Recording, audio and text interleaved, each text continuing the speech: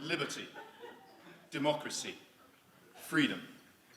Those three words roll off the tongue so easily, yet society today forgets how hard those words were won by generations of the past, sacrificing their lives for the future.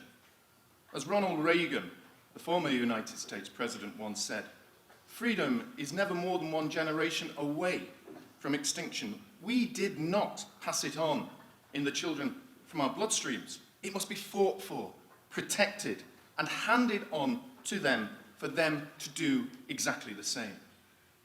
And yet today, freedom is once again under attack. It's being curtailed. Freedom to practice one's religion is subverted to the religion of diversity. This time, its proponents are smarter, well-financed, well-connected, but they hide in plain sight, professing to be liberals when they are clearly not. As Dominic mentioned, these liberals are simply the regrouping of Marxists and Trotskyists who, having lost the battle for communism and its utopia in the Soviet Union and beyond, they needed another battle to fight the culture war. They cover their intent in the language of equality and diversity, and their current weapon of choice is immigration.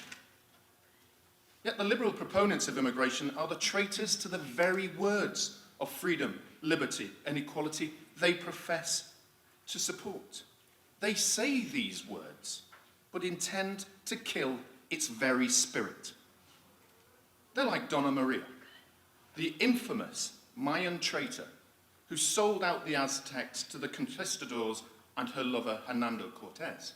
For those of you who know the story, for those of you who don't. She acted as a translator, supposedly helping her own side in negotiations with this murderous attack on their own liberties and freedoms.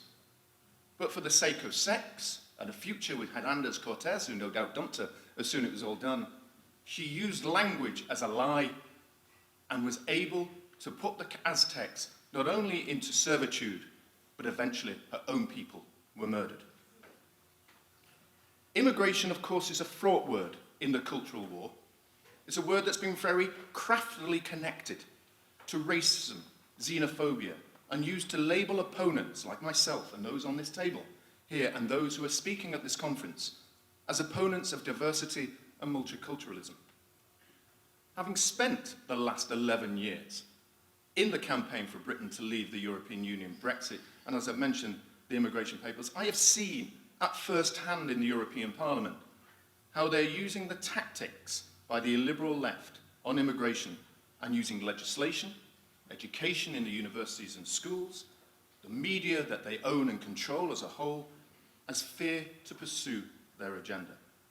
So I want to highlight some of those ways they're destroying the beauty of the phrases of diversity, equality, and in doing so, diminish our freedom.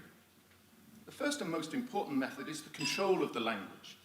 As Dominic mentioned, we're called racists and xenophobes and populists, yet we should be calling them out for what they are: Stalinist, Marxist, Trotskyists, and anti-freedom. We will make America great again.